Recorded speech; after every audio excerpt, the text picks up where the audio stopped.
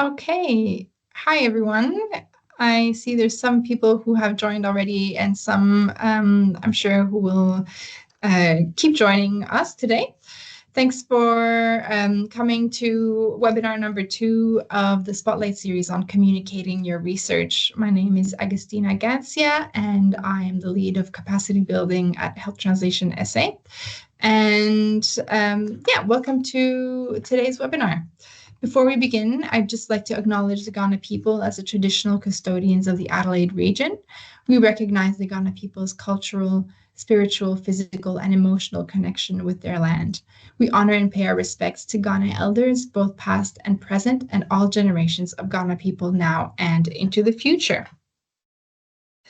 What is the Spotlight series? Before I begin and introduce you to Ben and Ash, who will be your speakers today, I just wanted to give you a bit of a background on what's the series and who's HTSA.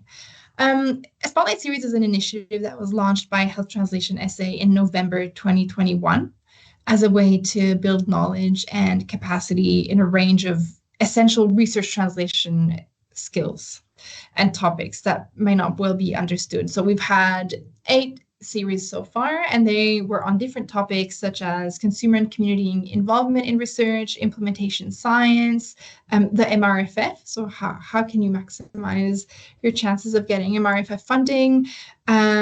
We looked at research policy partnerships, the PREMS, patient-reported experience measures, and heaps more, lots of other topics as well.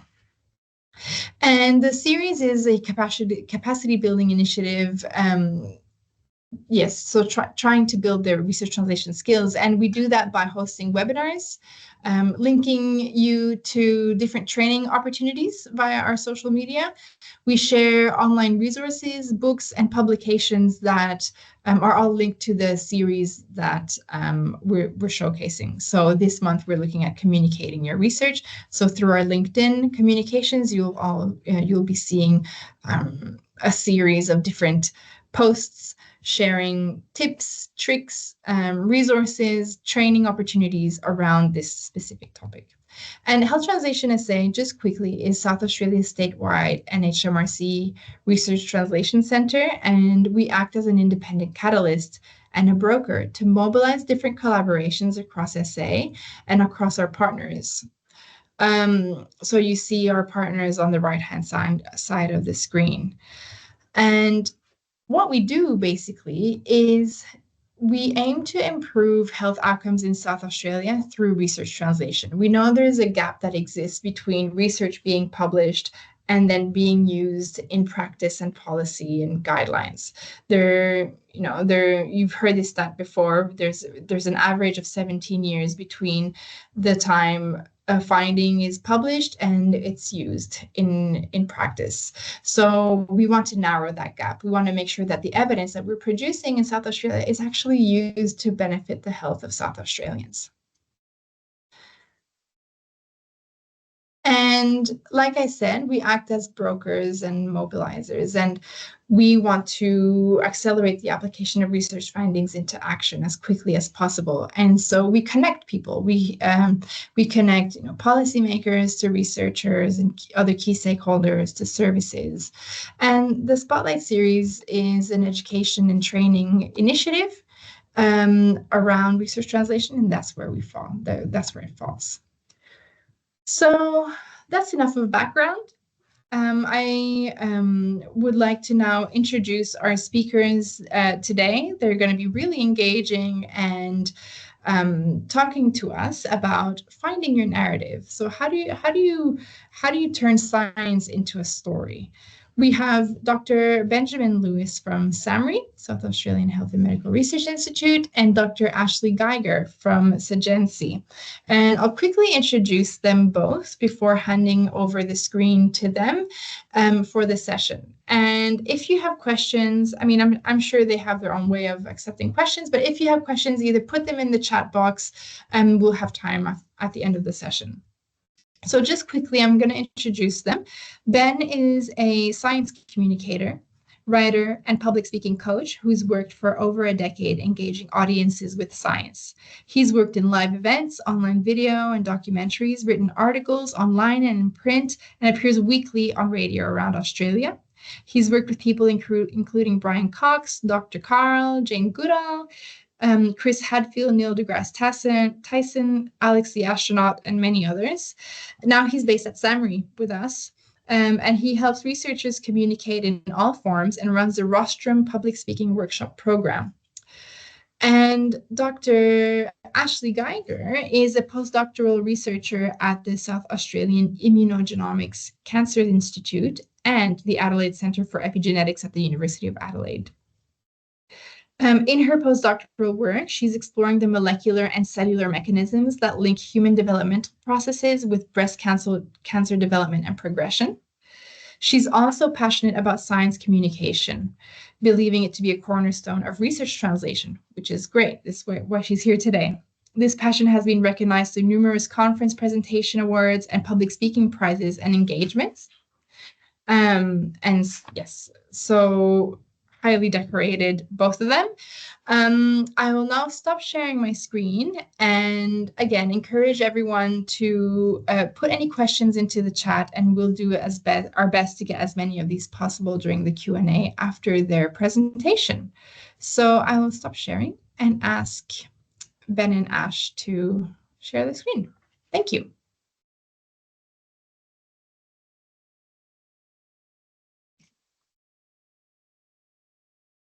Today is all about giving killer presentations, and in particular by integrating storytelling into what you do. And there's a very good reason for that. You need to reach an audience on a human level and connect as people. And whether it's the public or stakeholders or even other scientists, that holds true. We cannot rely on reaching an audience just by giving them some interesting information. That's not how people work. So if we want people to listen and engage and take away the message that we want them to take away from our presentations, from our work, we need to connect the way that people connect. But why? Why do we need to build that connection? Well, data is not what matters. It's what data means that matters. And this is a trap that a lot of researchers sort of end up falling into. It's what the data means. And that's what you bring. You bring your work to life. Or put really, really simply, think of yourself not as a presenter, but as a storyteller, because storytellers communicate their ideas and excite and motivate. And that's a quote from a wonderful public speaking coach over in the US named Carmine Gallo. And that's what we're trying to achieve. We're trying to communicate our ideas, excite an audience, and motivate our audience. And for thousands of years, people have been doing that through storytelling. And that's why Ash and I are very much here and so passionate about storytelling. But here's the problem. And here's the problem with that. I've heard a million times through my science career and through my science communication career, people say, scientists just need to go tell a story. Just go tell a story. But no one has ever actually explained what a story is, or how to tell one, or how it can make your presentations better. So that's what we're going to try to change today.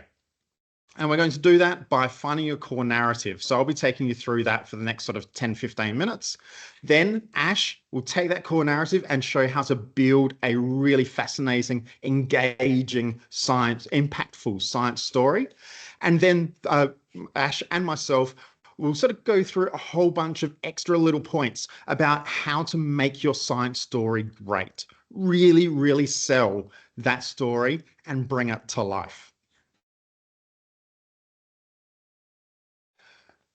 So I've worked as a science communicator in some form or other for about 15 years now. And one of the biggest problems I've seen with a lot of researchers, a lot of scientists that I work with, is just knowing what they want to say. It sounds really, really obvious, but it ends up being a really, really difficult question. What's your story about? Right? And if you can't answer that question, and if you can't distill it down, you end up with this really, really overcomplicated, muddled presentation that really aren't clear what the purpose of the presentation is. All right. So one of the biggest things I work with scientists about is creating clear core narratives. So before you even start building your presentation, work out the clear underlying structure and message of your story.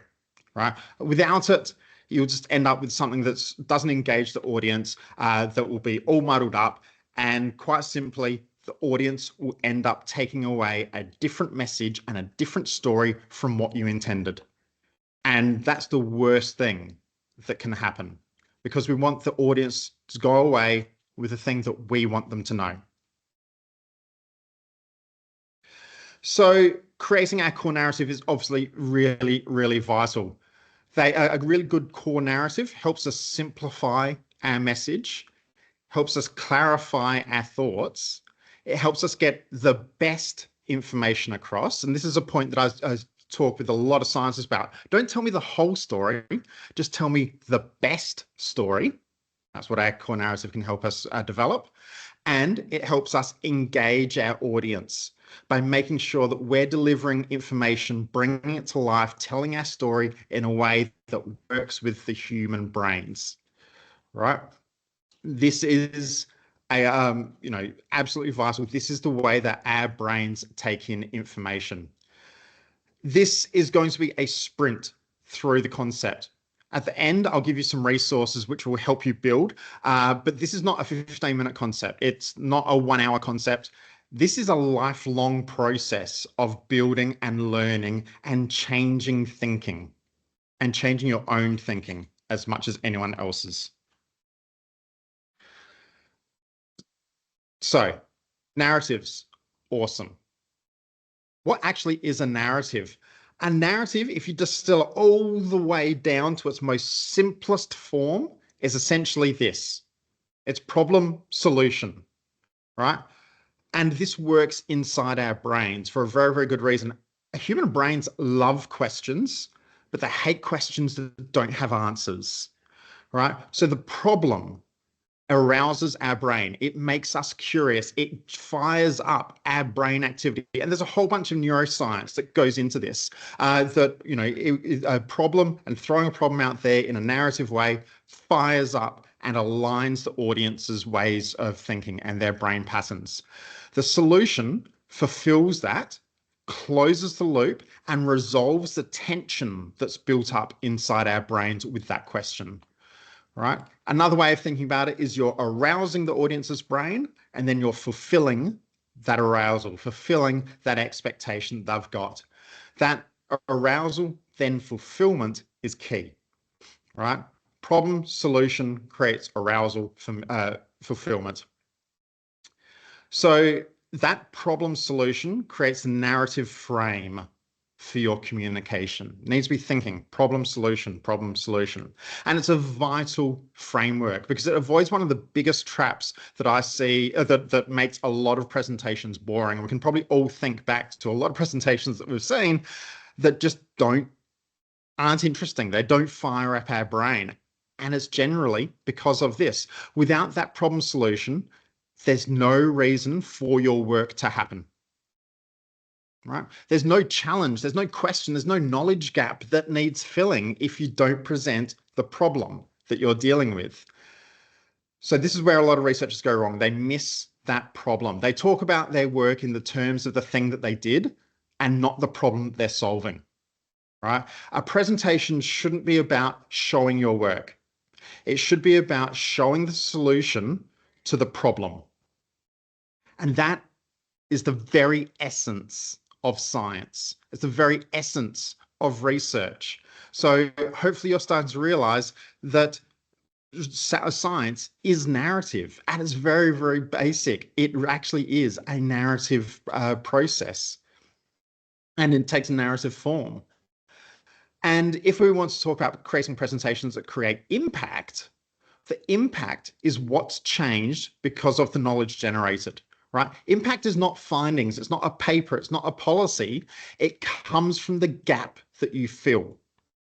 right? The bigger the gap that you fill, the bigger the problem that you resolve, the more impact that you've created, right? So highlighting the gap and the challenge and the question is absolutely key because it's a vital part of science and it's a vital part of narrative form, how we get that information across to the audience. And the easiest way of kind of forcing, I guess, that problem solution dynamic is with this structure, right? So, and, but, therefore, three really, really simple words. And if you follow and, but, and therefore, you'll naturally come up with that narrative, that core structure, and you'll hit that problem solution dynamic. So this is the structure that you can use to find your core narrative and build your entire presentation around those three words, right? You'll hit the problem, you'll hit the solutions to that problem, and you'll have a clear pathway for the audience to follow. So the key parts of that, it starts off with the setup to the problem, but there's a contradiction to that situation. That's what fires up our brains, our curiosity. And that's the challenge that you're meeting. And therefore, this is the consequence, the action that's required to meet that challenge, the consequence of that contradiction. So, having said that, what do you think is the most important part of and, but, and therefore? And hopefully you're sitting there saying the but. The but being the force of contradiction is the reason for the story to happen. It's the reason for your thing to happen, right? And without that force of contradiction, that's what activates the brain. As I said, it's the thing that gets our curiosity going. It's the thing that starts our brains firing and paying attention. And when, stories begin when something happens. So you need that contradiction to start the story happening. Right. When I'm sitting there listening to somebody just droning on and on, I'm usually thinking, yeah, but where's the but, right? Where's the change in this story? Where's that contradiction? It's just going on, and there's nothing to spark our curiosity. So that makes the but the core of your narrative. Where's the problem? Where's the challenge? Now, as I said, this is going to be a super quick sprint through. I can genuinely spend all day talking about it, but we have a very limited amount of time. So we're going to sprint through how you construct your ABT. And we'll start off with the and. Now, the and is the explanation of the current situation, right? It brings the audience up to speed with what they need to know. It's the introduction of a paper. It's the background of your presentation. It's the setup for the problem. Remember, everything is there working towards the problem. So what you need to present is what sets up the problem.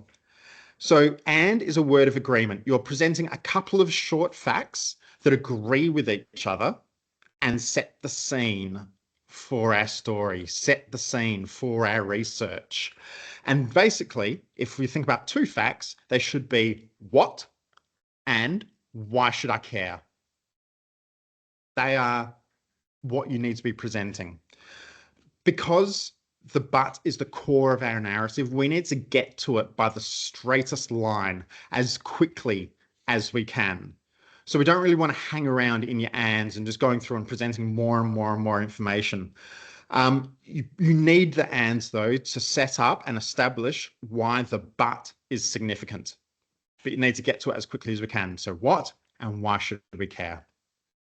So here's a couple of examples. Here is Gotham City, and a masked vigilante is taking down its toughest criminals. Alzheimer's disease is a devastating condition affecting around 400,000 people in Australia, and millions of dollars have been spent on finding a cure. Now, none of these are stories. You can see that nothing's happening, but they've established the world in which our narrative exists. And this is where the but comes in. So it creates a tilt, a reversal of direction. It breaks the monotone, it breaks the agreement, and all of a sudden there's a challenge to that situation, right? The narrative reverses direction. What the but does is it creates a problem that needs solving, a source of tension. This is the essence of our narrative, as I said. The but gives a reason for something to happen. If there's no clear reason for something to happen, it's not narrative, and your audience just won't get why you're doing the thing that you did, right? So you set up the situation, but now there's a reason for your work to happen.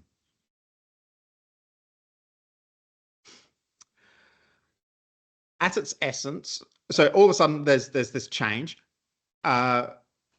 What's the problem that you're dealing with? What's the question? What's the gap in the knowledge? What don't we know, right? What's the source of tension to that situation? So it might not be that not much is known about this signaling pathway.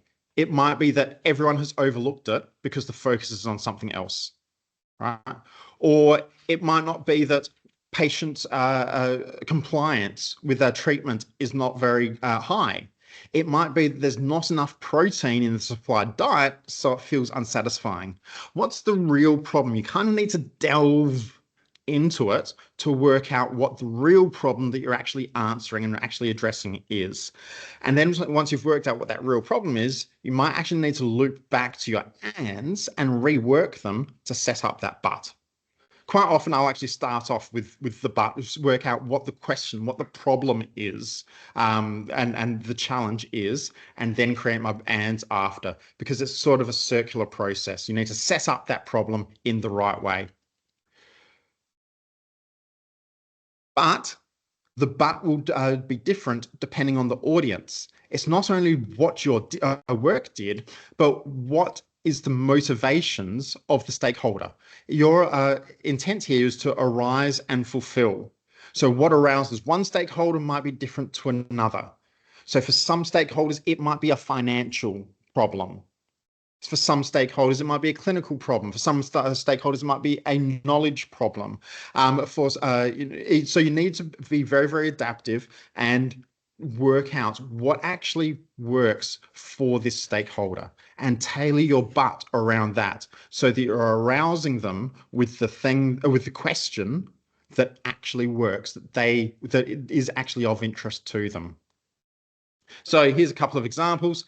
Here is crime-ridden Gotham City, and a masked vigilante is taking down toughest criminals, but a new criminal named the Joker has arrived, and if he creates anarchy, then the rule of law will be lost forever.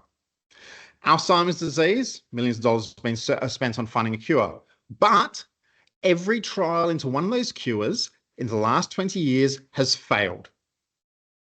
So you can feel that there's now a change in the story by presenting that but, right? Now we're in a story. Now there's a reason, a path forward, a challenge that needs to be solved.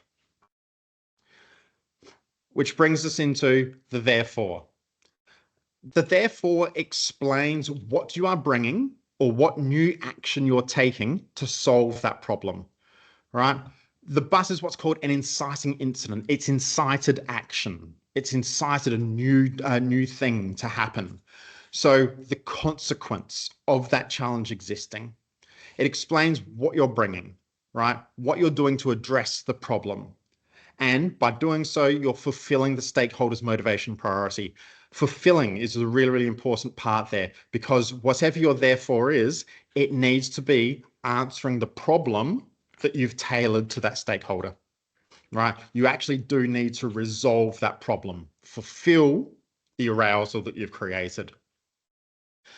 So here's our Gotham City, where a masked vigilante named the Batman is taking down its criminals. A new new criminal has arrived. Therefore, the Batman must take drastic action to restore the city's trust. The direct action taken to resolve that problem. Alzheimer's disease. Every trial into one of these cures for the last 20 years has failed. If we continue taking the same approach, then we won't achieve any progress. Therefore, we need to approach it in a different way and look at how we can prevent the damage from forming in the first place.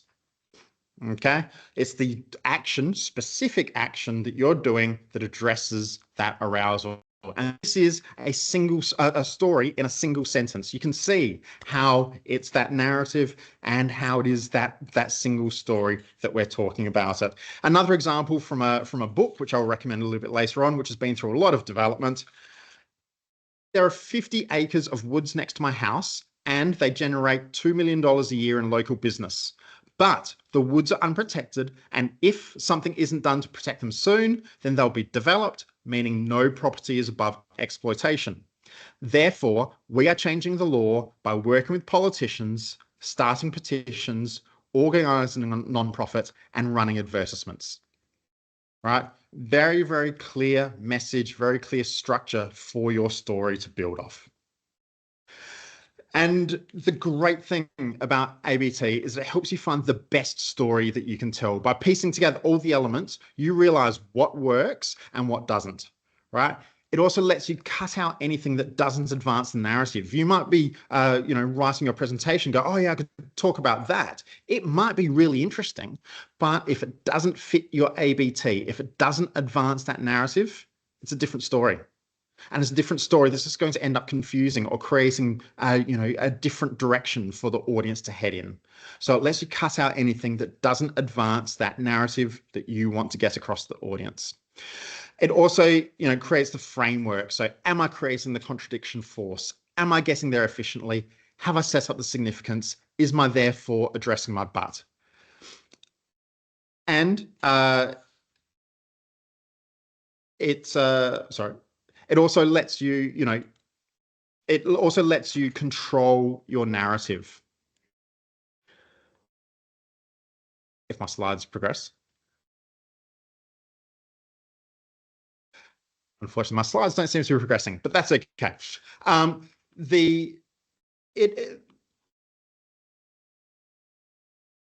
very strange.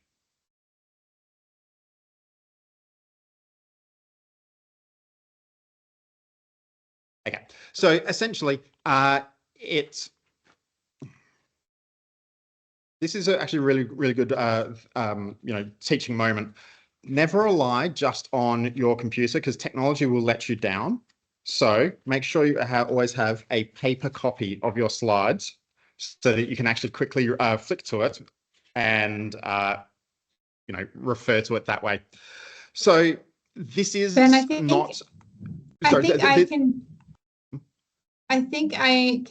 able to navigate forward for you. Okay, that'd be good, please. Next slide.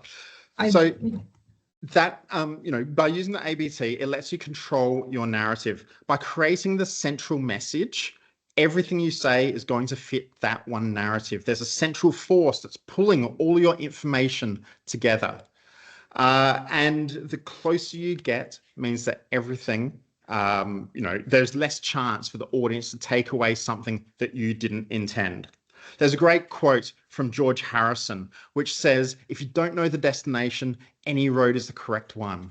Your ABT is the pathway for you to follow to get to the destination that you want to take, or the destination that you want to get to.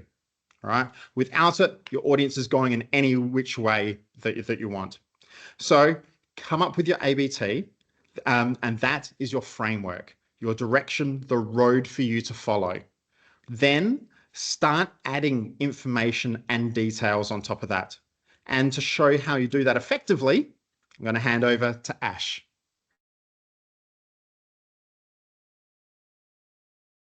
Hello. Hopefully. I'll just try and share my slides and hope that they don't suffer the same fate as yours.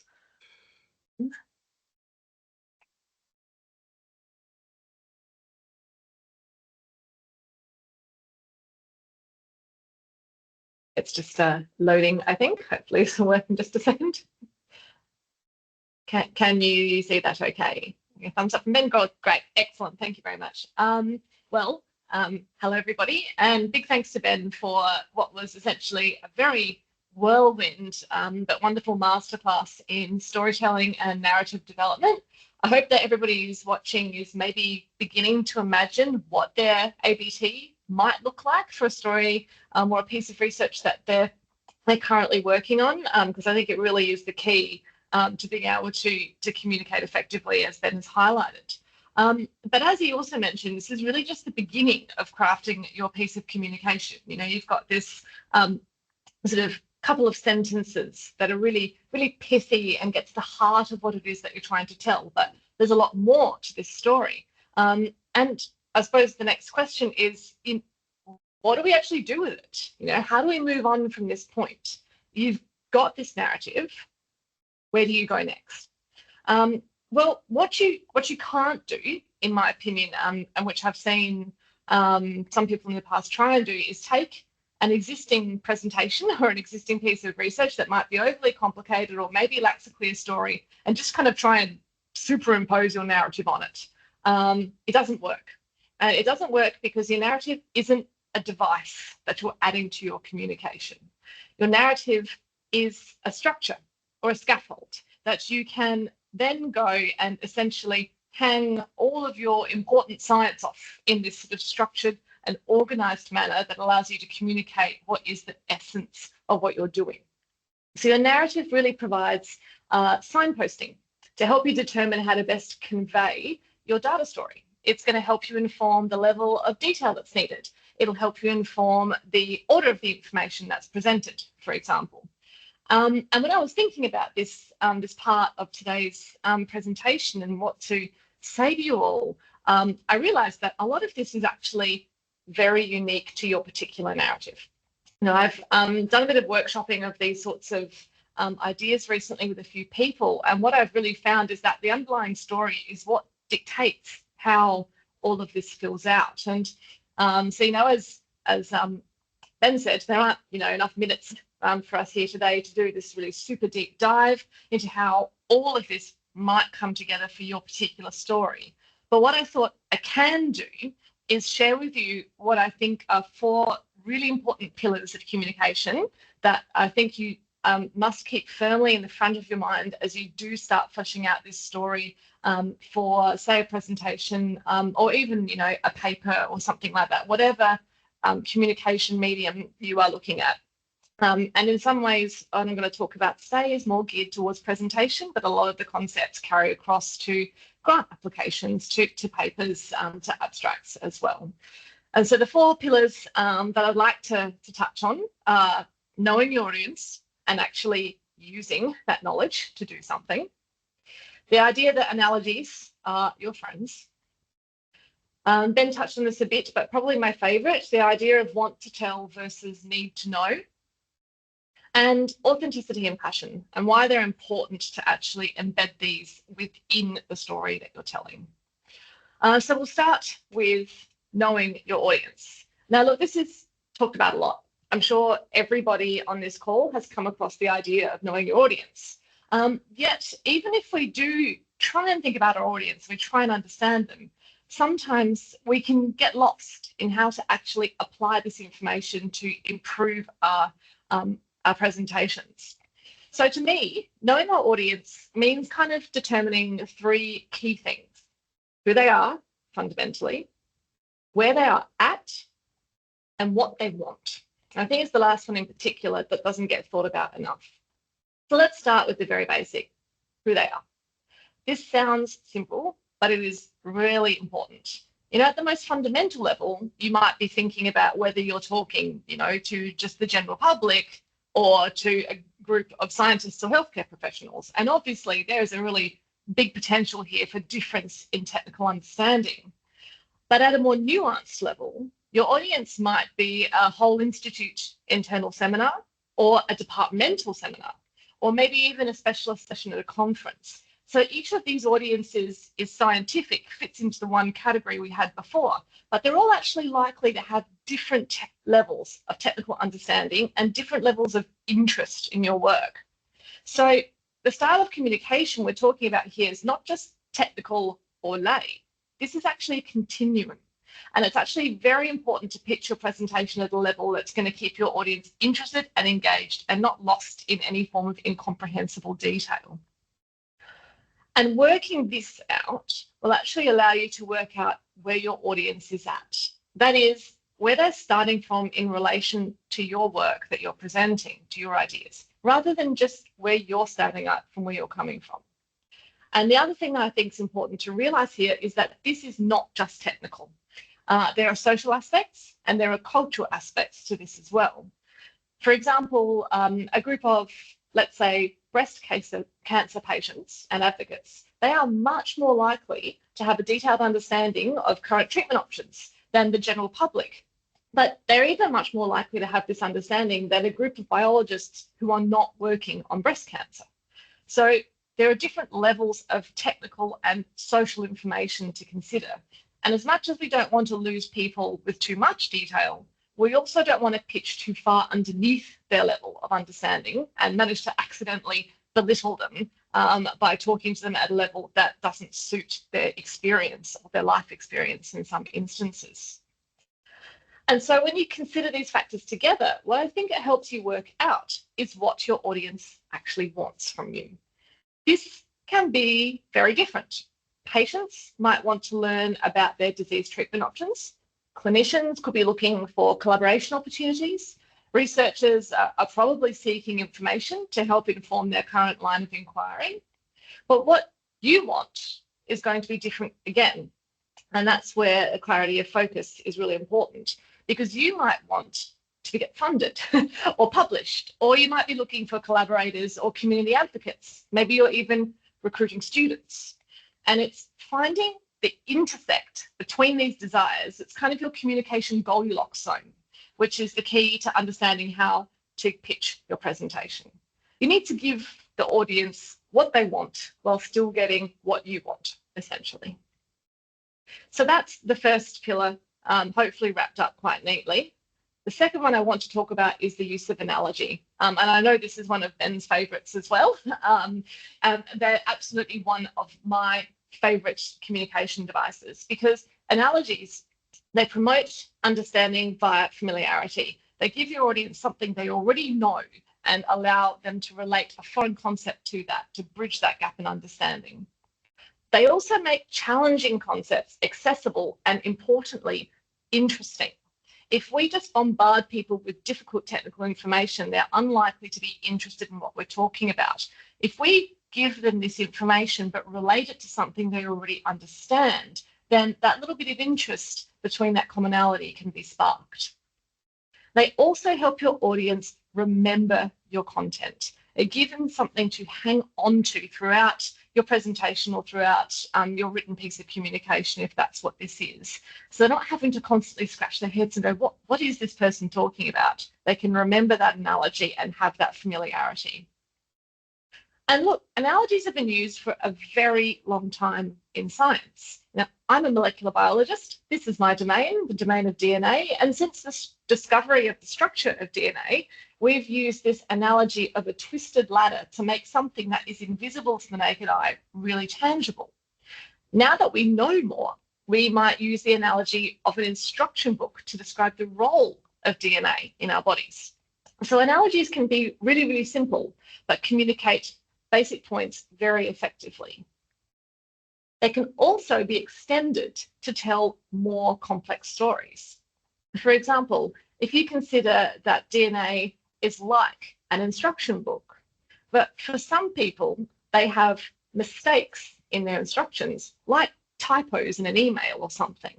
But these typos, because they occur in the body, actually lead to people becoming really unwell.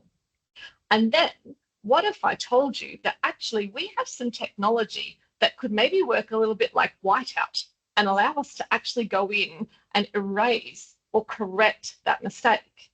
And that can lead to people being able to lead healthier lives. Now, that's a more extended analogy, but what I've essentially described here is gene editing therapy for disease. But every device that I have used in this analogy is going to be familiar to the general public. And it's also descriptive in terms of the scientific content that is being explained. And this is an analogy that I have used in public communication, but it's also an analogy that I've used in more scientific communication for people who don't have the level of molecular background that I do, just to get that basic idea across and to kind of build a foundation for my story at the foundation of understanding. So analogies are really useful, but I do like to give a word of warning here, which is that they can easily be taken too far and will often be at least partially scientifically inaccurate.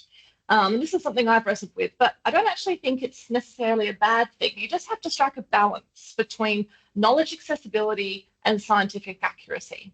And again, this balance is going to be specific to your audience and where you are meeting them on that knowledge journey. But do be aware of overcommitting to an analogy or making it overly complex or too extended. That's going to end up defeating the purpose, which of course is improving the clarity of your communication. On now to the third pillar, which is the idea of want to tell versus need to know. So one of the most challenging things I have faced in science communication is the realization that the things I usually get the most excited about, which are often quite technical or quite detailed, most people just don't care. Like nobody cares about this stuff as much as I do. And often we'll get these amazing findings that we just think are just like really cool and really amazing, and we'll try and talk about them and we'll find out that it's actually not interesting to our audience at all, which can be a little bit confronting. And so this is a little bit cliche, but I like to kind of Maria Kondo my presentations here. I like to decide what's in and what's out. And to do that, I like to ask myself two questions. That first question is, does the information that I'm attached to actually enhance understanding without adding unnecessary complexity? The other question is, does it fit your narrative, as Ben said before? Does it add to or advance your story? And does it keep your story in line with your core message that you've determined using that ABT technique? Now, if the answer to both these questions is no, then I think it's easy. The information is out. It does not fit the story that you're telling. It might fit another story, but doesn't fit the one you're currently telling. If the answer to one of these questions is no, and the other is yes, then maybe there is a place for this information, but you might need to rework it. If it's not easy to understand, you can consider a device like an analogy. If it doesn't fit your narrative, can it? Is there a way you can bring that piece of information more in line with your key message so you're reinforcing what it is that you want the audience to take away? In some ways, the best training I had for this was actually competing in the 3-minute thesis competition, where there's just no space for words that don't fit your narrative or that need excessive explanation. But a similar platform for people not as masochistic as me who want to do 3-minute thesis might be something like developing an elevator pitch, a 3 to 5 minute pitch. Because once you start limiting yourself to this kind of time frame, you will learn really, really quickly what is most important to your story. And finally, the thing that I think is most important to your story in some ways, which is the idea of authenticity and passion. So why is this important beyond the obvious? Well, I think, we are constantly being bombarded by new science. Right? People are always doing huge experiments with the latest technology and developing, findings that are, worthy of top-tier journals. Everyone's doing this stuff. So why is it that I should actually care about listening to you and your research? And what I want to know is not just why is your story cool, but I want to know why it is that you are the one telling me this cool story. Because at the end of the day, science is done by humans, and humans feel things. So if I'm going to connect with your story, I need to feel your excitement for your work. I want you to convey how it felt when you got that result and realize what it meant. I also want you to share your pitfalls and your challenges. Remind me that you're actually mortal too, and teach me something. I want to understand why it is you do what you do and care enough about it to tell me about it. Because at the end of the day, people don't connect with facts or data points. They connect with people. And this is the foundation of good communication, connection. Now, how you do this is probably going to be individual. Some people use words, some people use actions, some people use tone of voice. I happily admit I use all three all the time, liberally. This is about you, and we want to see you.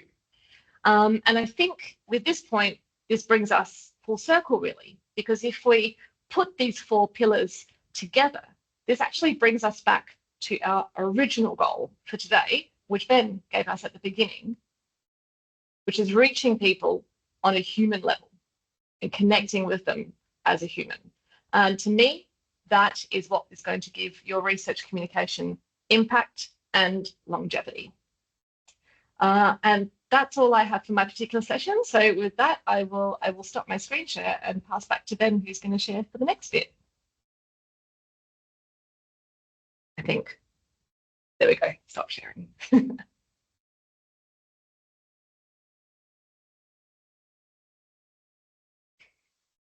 There's obviously a lot of things that Ash and I could talk about today, and a lot of things that we wanted to talk about.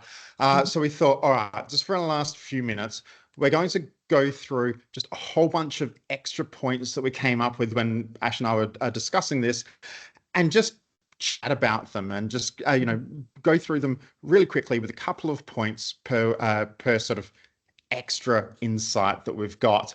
So we'll go through some of these ideas. Some of them you'll expand on what we've sort of talked about, and some of them are a couple of little new ideas, especially around style and how you tell the story that you're telling. And the first point that Ash and I had was, they don't know what you don't tell them. Ash talked about this of, you don't need to tell every single thing to every single person. You can trim it down to just what they need to know to get through, which absolutely, I sort of touched on that as well. I think the other point of this as well, where I see some people sort of get themselves in a bit of a muddle as well, is while they're talking, they will forget to say something. Right, and because they've written something down, they've got in their head, oh, I need to talk about this specific thing for the, and they'll skip over it. Nerves take hold, whatever. And then about a minute or two later, they're like, oh, I didn't say the thing. And then they try to like backtrack and talk about that thing, and then sort of catch back up. And it just ends up confusing the situation. Whereas the audience doesn't know that you skipped part of your script, or that you didn't say something. No one's sitting there with your script written out in front of them saying, oh, she didn't say that paragraph. That's not good. As long as the story that you're telling is still making sense, as long as your message is still clear, you can keep going on. And I think, Ash, you've actually seen that happen in some competitions. Is that right? Yeah, I have. I was really lucky to be involved in a competition final last year called FameLab Australia. And one of the other participants there was giving her presentation. She's a concussion researcher, and we were all watching backstage on the screens, watching each other compete, and she gave this fantastic presentation. I reckon it was the best she'd ever spoken. And she came back into the green room afterwards, and she was like, I skipped a whole paragraph. And we all went, what? And we'd spent a week with each other, listening to each other's talks and critiquing them and workshopping them, and we had no idea. And it's because she had this core message really firmly sorted out in her presentation. She had an ABT, essentially.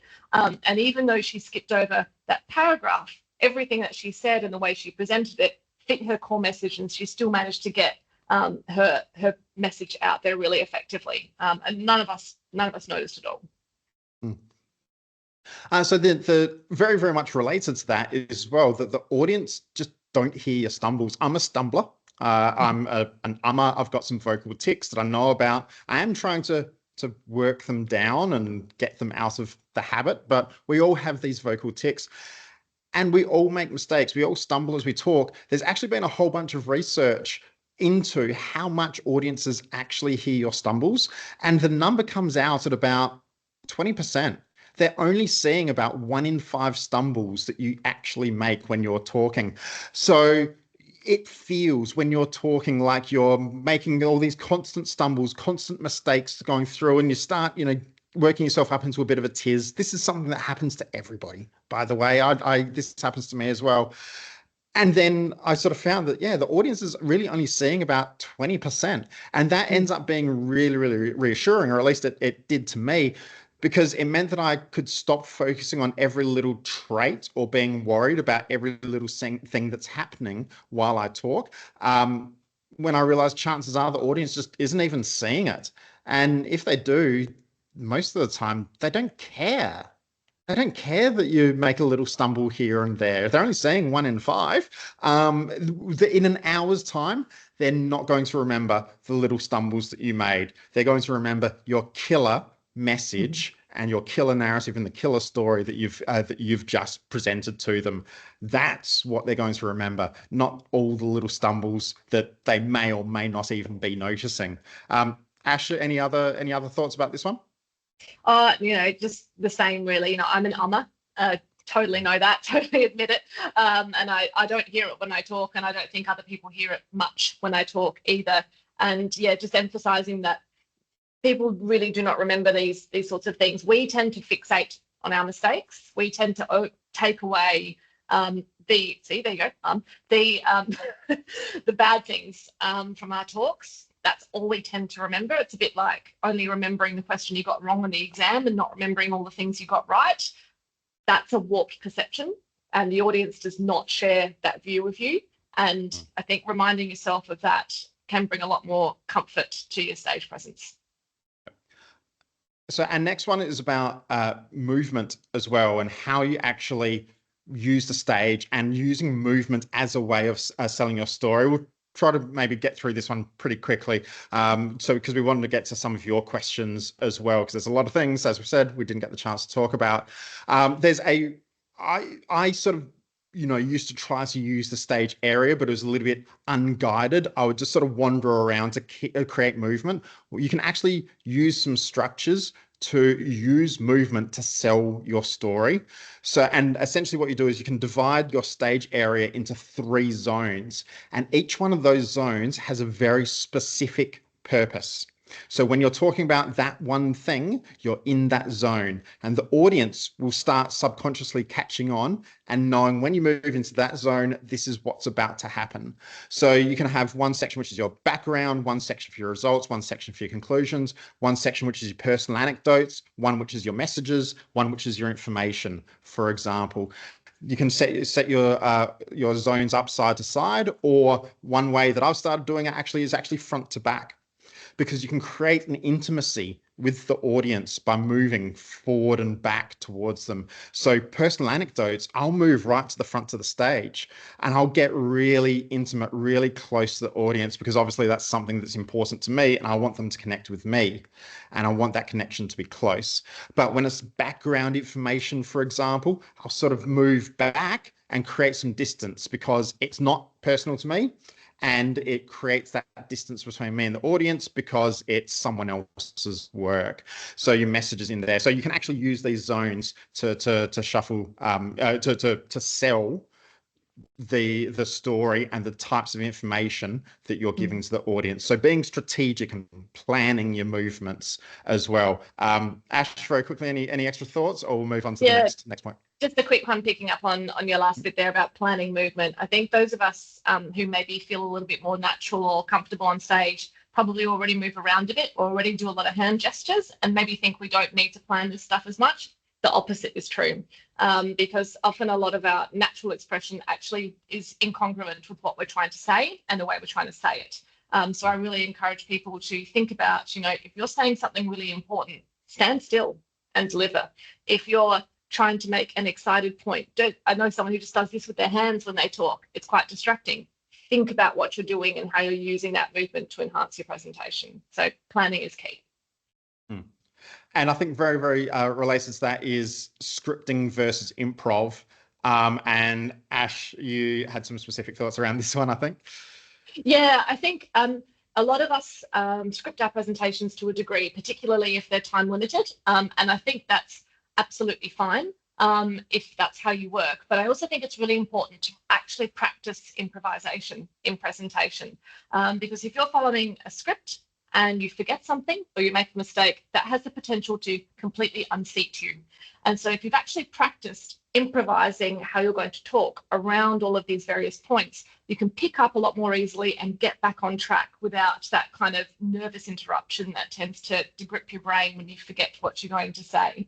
And part of that is actually practicing the scripting or the improv at various different points throughout your presentation as well. there's a danger in only being able to do it from start to finish. You should be able to start your talk at any point, at any slide, or at any idea. And so, yeah, just encourage the practicing of that. We've got 3 more points which we will get through very, very quickly. In a talk, silence is great. Silence is the most important, or can sometimes be the most important part of your talk.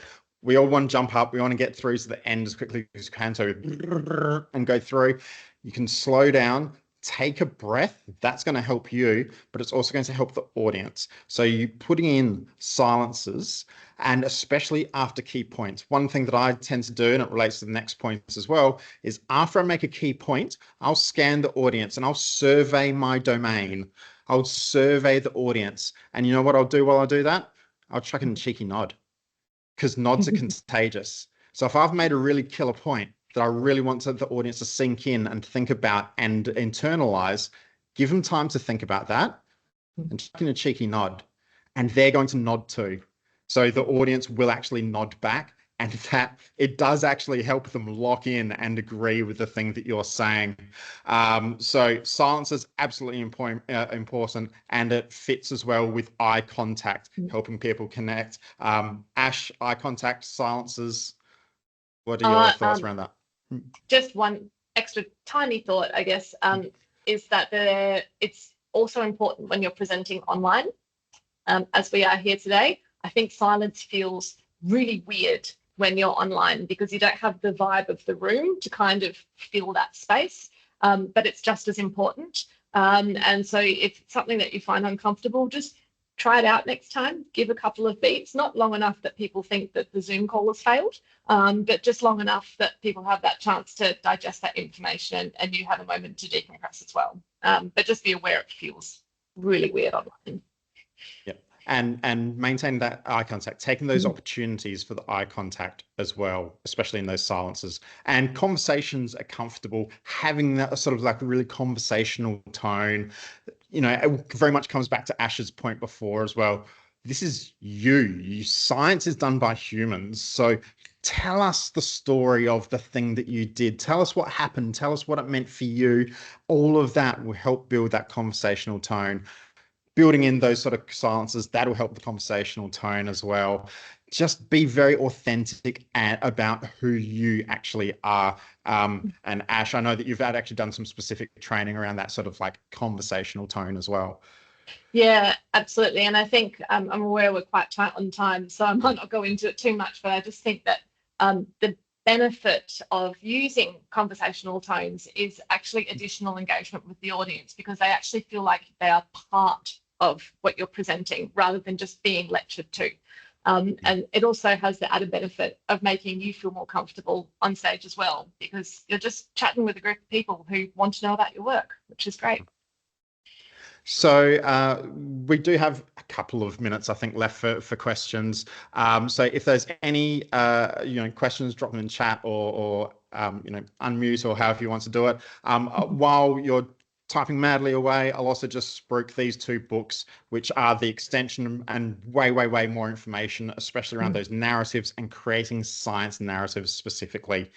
I really highly recommend these 2 books. So grab them, and I think there's some handouts that I'll get Agostina to sort of send around to all the participants or all the people on the call today as well, which will give you a whole bunch of stuff around analogies, demonstrations, narratives, this sort of these books as well, and narrative. So, thanks so much, Ben. I'm happy to share these books as well through our comms as well, our social media. I loved the last points, like those last tips around like movement, eye contact, conversation, etc. There's one question from the audience in the chat. Any advice for introverts? I'm an introvert. All right. So, so I suppose the first thing I would say that it does not preclude you from being an engaging public speaker, just because it's exhausting sometimes to put yourself out there. The reason I got good at this was I basically built some acting into what I was doing. I basically got up on stage and did a whole lot of pretend for a while and used that to kind of boost my confidence. And then I actually had to do quite a bit of work to build my authentic self back into that as well. So it is tough. I mean, I have, as Ben knows, run an entire session on this idea. So not time for it now, but happy to chat offline if anybody wants any tips. Yeah. Thanks, Ash. Someone on the chat also suggests practicing to an empty room works well for introverts as well. Yeah, that's a good tip. Yeah. So thanks to that person.